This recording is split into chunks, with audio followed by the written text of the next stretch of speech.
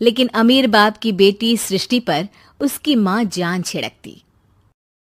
मेरी बेटी कितनी प्यारी है, भगवान सबको सृष्टि जैसी बेटी दे।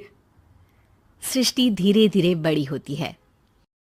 एक दिन सृष्टि की सहेली कहती है, तू दिखने में कितनी अजीब सी है, लेकिन मैं जानती हूँ हम सब में सबसे अच्छी शादी तो तेरी ही होगी। तेरे पापा अमीर जो है। और बता नहीं सकते यार, दहेज तो हर कोई देता है, ये क्या ज्यादा ले जाएगी अपने पति के लिए? अरे बड़े शहर में कोठी है इसके पापा की। अरे पापा की है ना, कौन सी इसकी है? इसकी होती तब तो कोई भी लड़का इससे शादी कर लेता। अरे पापा की मतलब पापा की है तो मेरी ही है ना? किसने कहा? अब तेरी तो तब होगी ना जब तेरा भाई ना हो। वैसे भी शादी के बाद सारी प्रॉपर्टी भाई के नाम होती है। सृष्टि समझ जाती है कि उसे किसी भी हालत में माँ बाप की सारी प्रॉपर्टी को अपने नाम करना है, लेकिन कैसे? एक दिन सृष्टि का भाई शीनू कहता है, बहन क्या कर रही है? तुझसे एक बात करनी है। अरे हाँ हाँ करना, मैं तो तेरी बहन हूँ। बहन मेरी लाइफ में ना एक लड़की है, बहुत अच्छी है। मैं सोच रहा हूँ माँ और पापा से बात करूँ शादी के लिए। सृष्टि को समझ में आ जाता है कि भाई की शादी होते ही भाभी उसे एक दिन भी घर में बर्दाश्त नहीं करेगी। क्या बात है भाई, बताना कौन है वो? यार वो बहुत अच्छी लड़की है, पढ़ी लिखी है, मेरे साथ जॉब भी करती है। बस एक प्रॉब्लम है। हाँ प्रॉब्लम? क्या प्रॉब्लम है भाई? यार वो शादीशुदा है, लेकिन उसके पति ने उसे सिर्फ इसलिए छोड़ दिया क्योंकि उसके माँ बाप दहेज नहीं दे पाए। सृष्टि ये सुनकर न जाने क्यों खुश हो जाती है। अरे भाई तो क्या हुआ, लड़की तुझे तो पसंद है ना? शीनू को लगता है कि बहन उसे समझ रही है। वो इस बात से अनजान होता है कि उसकी बहन की मंशा पूरा घर हड़पने की है। सृष्टि अपनी माँ से कहती है, मम्मी मुझे तो बहुत चिंता है, पता है शीनू क्या कर रहा है? अरे क्या कर रहा है, वो तो काम पर जाता है और वापस घर आता है। नहीं ना माँ, वो यही तो नहीं कर रहा, बाकी सब कर रहा है।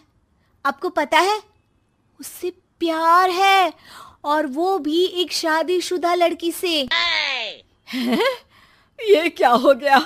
मैं सोसाइटी में क्या मुंह दिखाऊंगी? अरे तेरे पापा तो यही कहेंगे कि मैंने ही उसे बिगाड़ दिया है। माँ देखो, मेरी बात मानो, पापा पर भी विश्वास करने की जरूरत नहीं है। अब आप ही बताओ, पापा इतनी देर घर के बाहर रहते हैं क्यों, बोलो? अरे बेटा वो तो नौकरी करते हैं ना। तू बहुत भोली है माँ। पापा का ऑफिस तो 7 बजे खत्म हो जाता है, लेकिन देखो कितनी देर से आते हैं।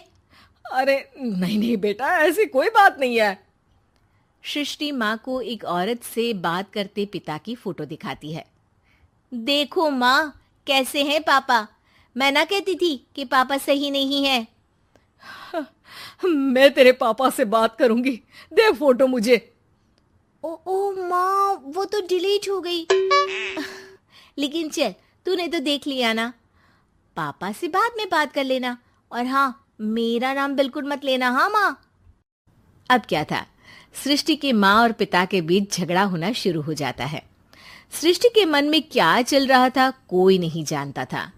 एक दिन, माँ सृष्टि के लिए एक लड़का देखा है, वो लोग शाम को उसे देखने आने वाले हैं। और हाँ माँ, एक खुशखबरी, मैं और पापा मिलकर एक नया बिजनेस ट्राई कर रहे हैं। शाम को लड़का आता है, सांवले रंग का। सृष्टि को तो बिल्कुल भी पसंद नहीं आता।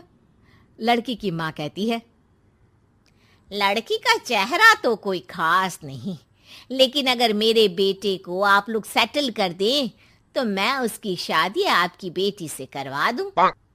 सृष्टि को लड़का बिल्कुल पसंद नहीं था। उसे भाई पर गुस्सा आ जाता है।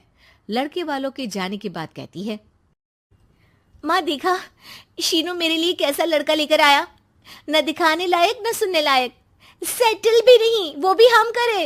अरे माँ मैं जानती हूँ ये मेरी शादी किसी भी घर में क्यों करवाना चाहता है। अरे, कैसी बात कर रही है बहन? तूने तो देखा ना, लड़के को मैंने ही मना कर दिया तुझसे शादी के लिए।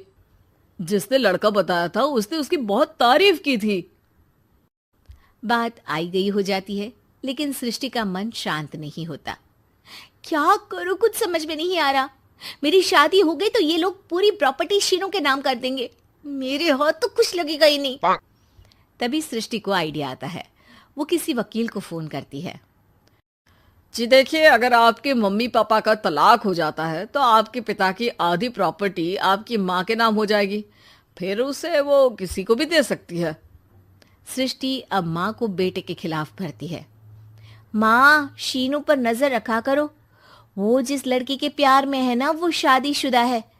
यहाँ आएगी, सारा पैसा, रुपया, जमीन, जायदाद सब हड़प लेगी। पापा का भी हाल तुमसे छुपा नहीं है। ऐसा ना हो कि मैं और आप एक दिन सड़क पर भीख मांगे। हे भगवान, मैं तो जीते जी मर जाऊंगी अगर ऐसा हो गया तो। ऐसा हो गया नहीं माँ, ऐसा ही होगा। अभी समय है, आगे का सोच लो। मैं तो कहती हूँ पापा से आधी प्रॉपर्टी लेकर अलग हो जाओ। पापा की आधी प्रॉपर्टी भी हम लोगों को अगर मिल जाती है ना, तो अगले 7 जन्म सफल समझो। बेचारी माँ बेटी के कहने पर पति से तलाक लेकर अलग हो जाती है। सृष्टि अब पैसों से गाड़ी और अपने दूसरे महंगे शौक पूरे करने लगी। उसके दोस्त भी उसके पैसे इस्तेमाल करते। सृष्टि, कल तुम कहाँ थी? मैं सारा दिन घर पर अकेली थी। तो मैं क्या करूं? मैंने ठेका तो नहीं लिया है ना तुम्हें संभालने का। माँ को सृष्टि से ये उम्मीद नहीं थी। वो बैठकर रोने लगती है।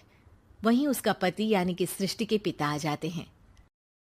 मैं जानता था कि तुम्हारा यही हाल होगा, तो आपने मुझे रोका क्यों नहीं? मैं रोकता तो तुम रुकती क्या? सृष्टि के कहने पर तुमने मुझ पर, अपने बेटे पर शक किया, लेकिन तुम ये भूल गई कि कैसे हम दोनों ने मिलकर जीवन में इतना सब खड़ा किया। माँ पति के गले लग जाती है। मुझे माफ कर दीजिए, मैंने आपकी कमाई का एक बड़ा हिस्सा गवा दिया। कोई बात नहीं, तुम साथ हो तो मैं ऐसी 7 प्रॉपर्टी खड़ी कर दूंगा। तभी वहां सृष्टि आ जाती है रोते हुए। माँ, मयंक ने मुझे छोड़ दिया। वो बोल रहा था जब तक मेरे पास पैसे थे तब तक ही वो मेरे साथ था।